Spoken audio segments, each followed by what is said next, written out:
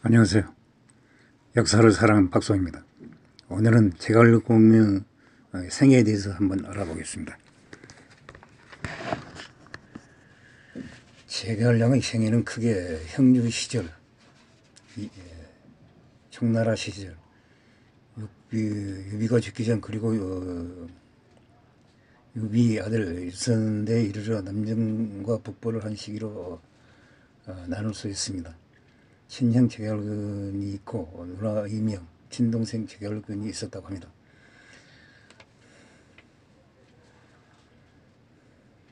어린 나이에 제갈량과 제갈근은 어린 나이에 부모가 돌아가시자 한동안 숙부 제갈현이 돌봐줬다고 합니다.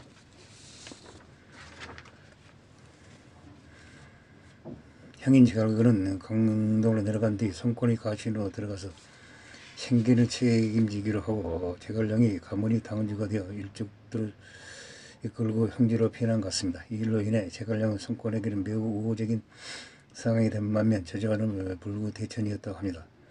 제갈량은 나를 피해 형제로 위지하였습니다. 그런 양양 인근의 영육에는 마을에서 학문과 농사로 소유를 하였습니다. 이 시기 저따른 양보음은 현재까지 전해지고 있습니다. 당시 형제는 제갈량을 피해온 명망 높은 문인들이 많았다고 합니다. 제갈량은 이들과 활발히 교류하였습니다. 그런 양양지역의 유명한 문인이 되었다고 합니다. 당시 유비는 인원에서 조조에게 피해한 후 유폐에게 의택하고 있었습니다. 제갈량의 명성을 듣고 영정으로 직접 찾아와 계작을 자신이 모사로 뒀다고 합니다. 이때 만들어진 고사가 유명한 상고철호입니다. 처가집을 3번 찾았다는 말입니다. 사실 상고철호는 제갈량이 스스로 유비에게 출소했다는 구주춘추나 유락의 기록과는 다릅니다. 반면 출사표와 정사삼국지 기록에는 유비가 3번 만에 제갈량을 만났다는 정황이 보이기 때문입니다. 현재는 사실로 받아들이고 있습니다. 선제께서 신을 필요하게 여기지 않으셔서 3번이나 목을 낮춰 철호를 찾아오시고 신에게 친히 형신을 물으신 신은 강경의 선제께 이 한 바치리라고 결심하였습니다. 이건 출사표에 나오는 일부입니다. 이후 하복 일대를 석고하는 조조가 형조를 검거하고자 남쪽으로 태어가는 유비를 수행하였습니다. 이 과정에서 유비는 조조군의 지도를 받아 양양에서 표전원 등 유기에 몰렸습니다. 유표의 장남 유비 구원을 받아 강화 지역에서屯병하여 한당한 소강 상태를 이뤘습니다. 이후 조조가 동진하여 성군에게 사신을 가서 반조조 동맹을 성사시켰습니다. 결국 208년 11월 성군과 유비 연합군이 적벽에서 조정을 격파하여 버립니다.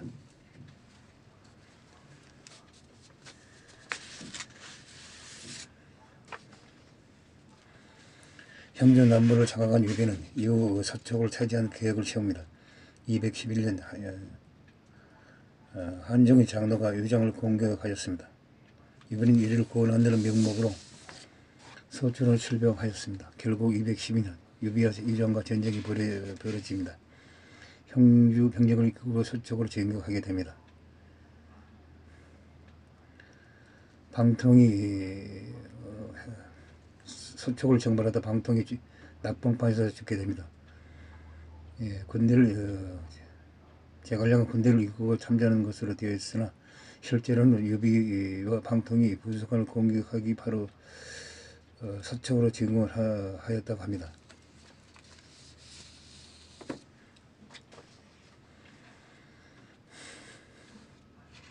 219년 유비와 조조 간의 일생일대의 격전이 한정공방전이 벌어집니다. 반년간의 걸친 전쟁은 유비 승리로 끝났는데 연의 기록에서는 각가지 계책을 펼쳐 조조군을 격파하였다고 합니다. 핵심 불행이라는 묘사도 있지만 실제 한정공방전에서는 유비를 수행한 참모는 법정과 한건이었습니다. 이 시기에 제갈량은 서도에 있었으며 성도에 있었으며 병천과 보복을 담당하였다고 합니다. 이후 유비가 한정왕이 된 후에는 계속 군사장군직에 있었고 221년 유비가 황제가 오르자 조정의 승상에 취임하였습니다. 222년 선조는 성군의 공격으로 패소한 간의 복수를 위해 동관을 공격하였습니다. 이때도 성대 제갈량은 성대에 머물며 내정과 병청을 관장하였습니다. 223년 이림대전에서 피한 유비가 백제성에서 병사하였습니다. 상사령 이영과 함께 탁구를 받아 호주 유선을 보좌하였다고 합니다. 손주가 죽고 호주가 즉위하자 성상 녹상서사 주모 및 사회교의를 겸하며 대공원을 장악하였습니다. 이후 12년 동안 차관이 재상으로 실권을 행사하였습니다. 223년 당시 입주 남쪽의 호적이었던 옹계, 고정, 주포가 성권의 은밀한 지원을 받아 반란을 일으켰습니다. 고정이 처왕을 살해하고 옹계 역시 태수 장량을 죽이고 후임 태수 장례를 잡아 오래 보냈습니다. 주포는 파견 나온 종사 상기를 살해하여 난을 일으켰습니다. 제갈량이 일단 내부 사정을 안정시킨 이후 직접 남정에 나섰습니다.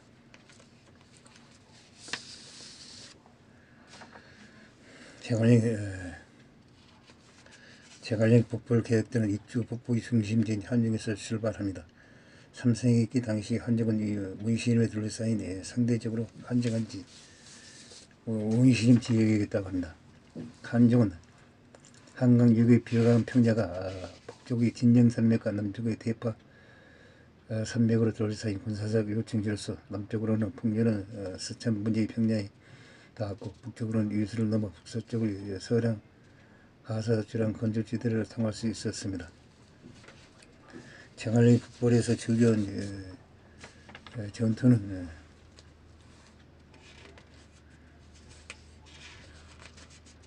잔도를 주위로 벌어집니다. 좌우도 한정에서 출발해 장안에 도착합니다. 북쪽 입구를 자곡, 남쪽 입구를 오곡이라고 하여 통틀어 자곡이라고 합니다. 가장 동쪽에 있는 길이며 자곡이 장안성 코앞에 있었습니다. 길이가 660m, 긴데다가 좁고 험준하기까지 하여 잘 사용되지 않았다고 합니다.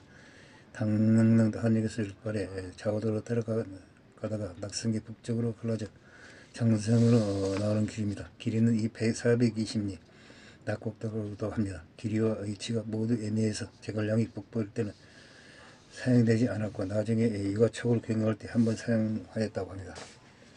한정에서 출발해 오장원에 도착하였습니다. 오장은 유수를 건너면 미현입니다. 길이는 470리. 저한전쟁 때 장량이 불태운 잔도, 포야도와 같은 길입니다. 기곡도 한정에서 출발, 야곡도와 같은 방향으로 가다가 중간에 동쪽으로 갈라지게 됩니다. 기곡도 출구에서 유수를 건너면 진창입니다. 기원전 3세기 진나라 때 개발된 오래된 길이므로 진창고도라고도 합니다. 저한전쟁 때 한시 장안을 잡았던 남도 진창도가 바로 이 길입니다. 길이는 야곡도와 얼추 비슷. 기선 한정에서 출발해 한수를 따라 서쪽으로 가서 진영 산맥의 서쪽 거진 기산에 도착합니다. 기산에서 북진하면 친수공이 지책입니다. 천수에서 동쪽으로 향하면 진창입니다. 길이 상대적으로 넓고 편하지만 길이도 가장 깁니다.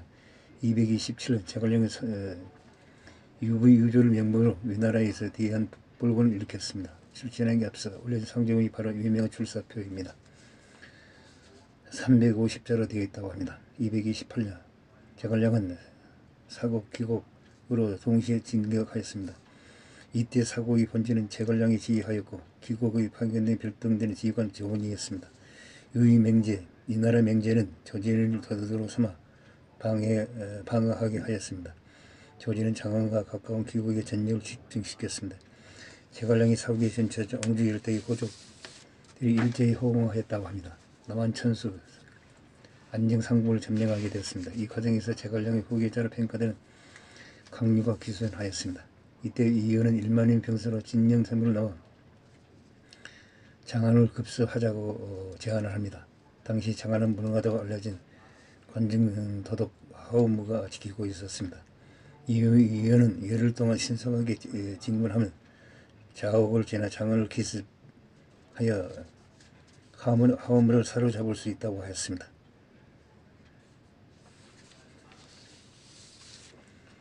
하지만 제갈량은 각종 위험 부담을 이유로 이를 거부하였습니다. 이 나라 명절은 자신이 직접 관주로 출병하는 한편 당시 이 나라 제1의 영장으로 꼽히던 장압에게 5만의 군사를 주어 제갈량의 본질을 상대하게 하였습니다. 장압은 사국과 한중에 있는 가정으로 징계하여 적군이 보금대로 차단하고자 하였습니다. 제갈량은 마석에게 방어하게 하였습니다. 하지만 마석은 협곡을 막아 방어하는 제갈량의 지시를 무시한 채 산리에 등병하였습니다. 장압의 사마야 장압의 포위 전술을 맞아 고전하였습니다. 왕평과 고성은 분전하였으나 중무보조로 대표했다고 합니다. 사마이는 제갈량도 인재를 쓰는데 실수를 하는 걸 하고 마석이 산 위에 진을 친 걸 보고 웃었다고 합니다. 마석이 산 위에 진을 치고 있는 것을 포위해버립니다. 포위해버리니까 보급로가 차단되고 물도 길어갈 수도 없고 결국에서 여기서 마석이 대피를 합니다. 왕평이 소수의 군사로 분투했으나 어쩔 수 없이 청나라 군사는 대피하게 됩니다. 이로써 1차 북번은 실패합니다. 이후 제갈량은 마석에게 패전의 책임을 물어 처형하였다고 합니다. 여기서 읍참마석이라는 말이 나왔습니다. 읍참마석이라는 말은 마석을 베고 나서 신하가 말을 했습니다. 왜 그렇게 슬피 우십니까? 장수를 지고 나서 우시냐 그런. 아니요. 나는 마석이 아까워서 오는 것이 아니오. 백제성의 일ing대전에서 패한 선제 유비께서 백제성에 부응하실 때 마석에 대해서 물었습니다. 그러나 제갈량 군병은 인재가 부족하기 때문에 마석에 대해서 말을 하지 않았다고 합니다. 선제 유비가 죽어가면서 말을 하였습니다. 마석이 말이 앞서고 행동이 따르지 않으니 큰 일을 맡기지 말라고 유언을 하고 죽었습니다. 그래서 선제 유비를 생각해서 제갈공명이 그렇게 울었다고 합니다. 어떤 사람들은 마석이 아까워서 죽이고 나서 울었다고 하는데 그것은 와전된 말입니다. 제갈량은 호적의 표를 올려 북부를 실패에 대한 죄로 스스로 우정으로 지위를 낮췄습니다. 그러나 승상 권한은 그대로 유지하였다고 합니다. 같은 해 가을 제갈량은 진청으로 진격하였습니다. 진청은 조진이 부하 장수인 학소가 불과 수천의 병력으로 수비하고 있었는데 그 20일 걸친 적군의 공격을 많은데 저력을 보였다고 합니다. 제갈량도 학소의 분투에 대해서 감탄을 하였다고 합니다. 조진이 당에서 공군을 이끌고 출병하였고 식량까지 떨어지자 제갈량은 한중으로 철수할 수밖에 없었습니다. 이때 법봉을 통해 조진군의 장수인 왕상을 목을 뱉다고 합니다. 229년 제갈량은 진식에게 무도와 은평을 기습하게 하였습니다. 무도와 은평은 옥량주와 촉을 직접 잇는 메인 루트로 이곳을 점령하는 육지 방어가 용이해진다는 장점이 있었습니다. 이 나라에서는 옥량주 도독곽해가 진식의 촉군을 맞아 싸웠는데 제갈량이 본진이 건의를 징역하자 곽해는 무도 은평을 포기하고 퇴각하게 하여 버렸습니다. 제갈량이 함정으로 기여하여 기회를 다시 엿보게 됩니다. 무도의 은평을 점령한 곳으로 제갈량은 승상직에서 복직하였습니다. 이후 해가 바뀌어 230년이 되자 조진은 군세를 3도로 나누어 반격을 시도하였습니다. 조진이 본진은 사옥에서 한중을 공격하고 사마이와 장갑의 이로군 성룡과 무도를 경무하였습니다. 제갈량은 성고의 본진을 두고 방어하였다고 합니다. 이후 계속된 여름 장마로 도로가 유실되고 보급이 어려워지자 이 나라군은 퇴각하여 버렸습니다. 그의 가을 제갈량은 위원에게 강준으로 진출하게 하여 곽해의 구익을 상대하게 하였습니다. 위원은 양계에서 곽해군을 대파하여 버렸다고 합니다. 231년 제갈량이 다시 기사로 진격하였습니다. 이때 이 나라의 조진이 병사하고 사마이가 대쪽 전쟁을 주관하였습니다. 4차 북벌부터 제갈량의 모유마를 사용하여 보급의 수송력을 높이고 통전을 강화하였다고 합니다. 이는 매번 북벌에서 문제가 된 군량 부족 문제를 해결하기 위한 노력이었습니다.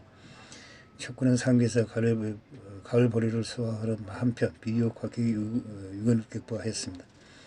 이후 노상에서 척군과 일본의 대규모 전투가 벌어지는데 사마이를 제갈량이 상대하고 장갑은 앙평이 막았다고 합니다. 이 전투는 척군이 유건을 격파하여 척군의 승리로 끝났습니다. 노성 전투 이후 사마이는 번영으로 퇴거하여 척군에 대한 전략을 경벽 근수 벽을 바라보며 수비만 한다는 으로 수정하여 수비로만 일관하였다고 합니다. 하지만 이 시기에 병청을 담당한 이음이 태엽이 발생하였고 척군은 다시 군량 부조로 퇴거하였습니다. 사마이는 장암에게 척군을 취급하게 하는데 장암은 목문도에서 척군에게 매복에 걸려 전사하였습니다. 224년 제갈량은 북벌을 대기하였습니다. 기존의 북벌이 소수였으나 5차 북벌은 10년 만의 병력이 투입되어 최대 규모였다고 합니다. 척군은 오장원에서 든병하여 의군과 대치하였습니다. 제갈량이 양념을 시켜 무공수를 건너게 하였습니다. 사마이가 공격하였으나 제갈량이 무공수를 건너오자 퇴가하여 버렸다고 합니다. 이후 제갈량은 두 번의 김왕기동으로 의군이 해를 찌르나 각해만이 이를 간파하여 예고한 상황에서 이르지 않을 수 있었습니다. 척군은 이빈 일대를 오장원 지역에서 식량 비축하고 해당 지역 주민과 친화를 높여가면서 10원을 장악하였습니다. 이 와중에 이군의 총수인 사마이는 경벽거수 전략을 고수하였으며 제갈량은 이군이 전투에 나서도록 하기 위하여 도발하였으나 사마이는 수비만 하였다고 합니다. 여기서 제갈량이 5차 북벌에도 실패하여 결국 진륙에서 수명을 다하게 됩니다. 당시 나이가 54세였다고 합니다. 명나라를 세운 조원장 밑에 있는 참모 유기가 하는 말이 있습니다. 자기는 천하를 통일했는데 제갈량은 천하를 통일하지 못하였다. 내가 제갈량보다 낫다고 하였는데 제가 보기에는 제갈량이 유기가 제갈량을 따르지 못하였다고 생각합니다. 후세에서 제갈량만큼 존경을 받고 상을 받는 영웅이 없다고 생각합니다. 이상 제갈량에 대해서 얘기를 하여 봤습니다. 항상 부족함을 느낍니다. 감사합니다.